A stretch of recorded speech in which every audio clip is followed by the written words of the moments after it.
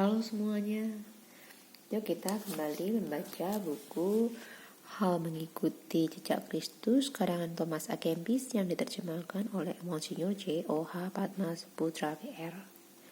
Kali ini kita akan membaca mengenai hal pengadilan yang terakhir dan hukuman dosa 1.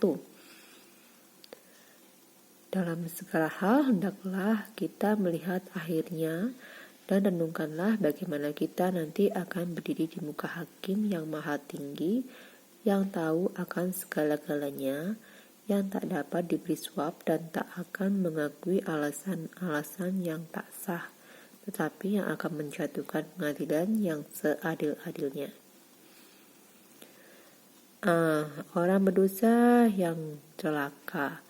Apakah jawabmu kepada Allah yang mengetahui segala kejahatanmu, sedangkan kamu sudah gentar karena takut terhadap seorang manusia yang sedang marah-marah? Mengapa kita tidak berjaga-jaga menghadapi hari pengadilan, di mana kita tidak akan dapat dibela serta dibebaskan oleh orang lain, melainkan kita sendiri harus memikul segala keruwetan kita masing-masing. Sekarang pekerjaan kita masih dapat membawa hasil. Waktu sekarang air mata kita masih diterima dan keluhan kita masih didengarkan. Pada waktu ini, kesusahan kita masih dapat merupakan pemulihan dan dapat membersihkan hati. 2. Orang yang mengalami penderitaan dari orang lain dan oleh karenanya lebih menyesal atas kejahatan orang lain daripada atas ketidakadilan yang dideritanya sendiri, maka orang itu di dunia ini boleh dikatakan sudah menderita siksaan api pencucian yang berat, tetapi penuh bahagia baginya. Demikian pula adanya dengan orang yang suka berdoa bagi mereka yang merintangi pekerjaannya dan dengan segala suka hati mau memberi ampun kepadanya, yang tidak ragu-ragu pula minta ampun kepada orang lain dan yang lebih cenderung kepada rasa belas kasihan daripada rasa marah. Demikianlah juga halnya dengan orang yang kerap kali bersikap keras terhadap diri sendiri dan berusaha agar badannya dapat tunduk kepada rohnya. Lebih baik kita sekarang membersihkan diri kita dari dosa-dosa dan kesalahan-kesalahan daripada harus menderita hukuman di kemudian hari. Sungguh kita menipu diri sendiri bila kita mengandung cinta yang tak teratur terhadap badan kita. 3. Apakah yang akan dimakan api neraka kalau bukan dosa-dosa kita? Semakin banyak kita menuruti kehendak badan kita, semakin besar hukuman kita yang nantinya harus kita jalankan dan semakin banyak bahan bakar yang kita timbun. Kita akan dihukum berat sepadan dengan jenis dosa yang kita lakukan. Orang yang lemah, lembab, dan suam akan ditusuk dengan tusukan-tusukan yang mendidih panas, dan orang yang menyembah perutnya akan disiksa dengan rasa lapar dan dahaga yang sangat besar.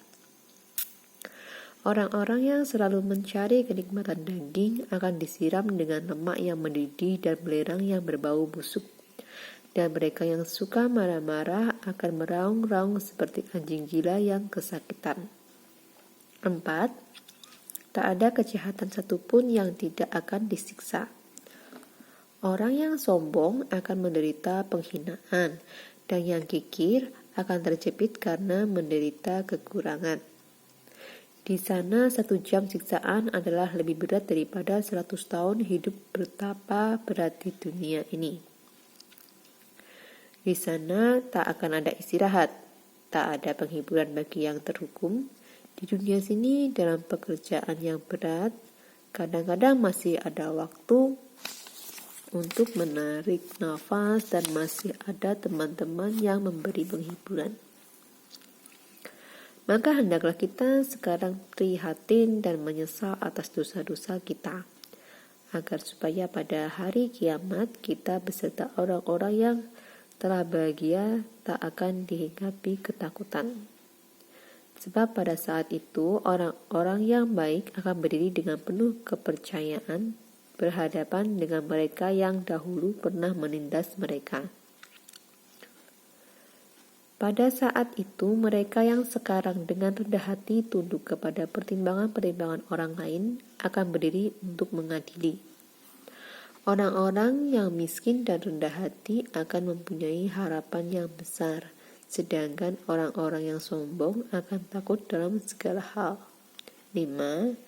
Nantinya akan ternyata bahwa mereka di dunia ini sungguh bijaksana, yang telah belajar diolok-olok dan diejek-ejek karena Kristus. Dan akan bergembiralah ia yang di dunia ini telah menghadapi pencobaan-pencobaan dengan sabar, dan segala kejahatan akan dihentikan. Pada saat itu, tiap orang yang bertakwa akan bergembira dan mereka yang tak peduli akan Allah akan meratap. Maka daging yang sekarang tersiksa nantinya akan merasakan kenikmatan yang lebih besar daripada bila ia di sini selalu dalam keadaan mewah. Maka pakaian yang miskin akan bersinar dan pakaian yang halus akan menjadi suram. Maka rumah yang serba kekurangan akan lebih dipuji-puji daripada istana yang berkilau-kilauan emas.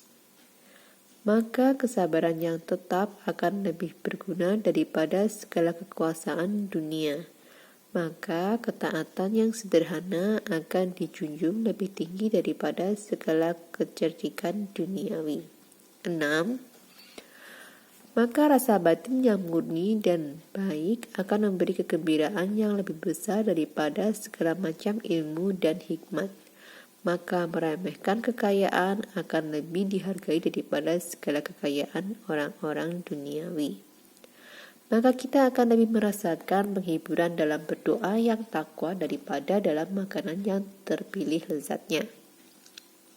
Maka kita akan lebih bergembira karena waktu diam telah kita jalankan dengan sebaik-baiknya daripada karena kita telah banyak bicara. Maka pekerjaan baik akan lebih dihargai daripada kata-kata banyak yang bagus. Maka hidup dan tapa yang keras akan lebih dihargai daripada segala kenikmatan duniawi. Hendaklah kita sekarang sedikit belajar menderita agar kita di kemudian hari dapat terlepas daripada kesengsaraan yang lebih berat. Hendaklah sekarang kita coba yang nantinya mungkin dapat menimpa kita. Jika bagi kita sekarang sudah sukar menahan sesuatu, bagaimanakah kita nantinya dapat menahan hukuman-hukuman yang kekal? Bila kesusahan yang sangat kecil sudah membuat kita tidak sabar, bagaimanakah bila nantinya hukuman neraka menimpa kita? Ingatlah bahwa kita tak mungkin mempunyai dua buah surga, merasakan kenikmatan di dunia sini, serta di kemudian hari menempati tahta beserta Kristus. 7. Apabila kita hingga saat ini selalu hidup dengan penuh kehormatan dan kenikmatan, apakah gunanya itu semua andai kata kita pada saat ini pun harus meninggal dunia? Segalanya adalah sia-sia, terkecuali kasih akan Allah dan mengabdi kepadanya sendiri. Sebab barangkali kasih akan Allah dengan segenap hati tidaklah ia takut akan kematian, hukuman, pengadilan, maupun neraka. Karena kasih sempurna adalah jalan yang aman menuju Tuhan. Sebaliknya, tidaklah mengherankan bahwa mereka yang masih suka akan dosa takut akan maut dan pengadilan. Tetapi baiklah juga bila setidak-tidaknya takut akan neraka dapat menahan kita dari perbuatan jahat apabila kasih kepada Allah belum cukup kuat untuk menahannya. Tetapi barang siapa menyingkirkan segala ketakutan terhadap Allah, tak akan lama ia dapat tinggal baik. Melainkan dalam waktu singkat saja ia akan jatuh terjerat dalam perangkap setan. Demikianlah bacaan untuk hari ini. Selanjutnya kita akan membaca mengenai hal rajin-rajin memperbaiki hidup kita. Terima kasih sudah membersamai membaca buku Hal Mengikuti Jejak Kristus. Terima kasih semuanya.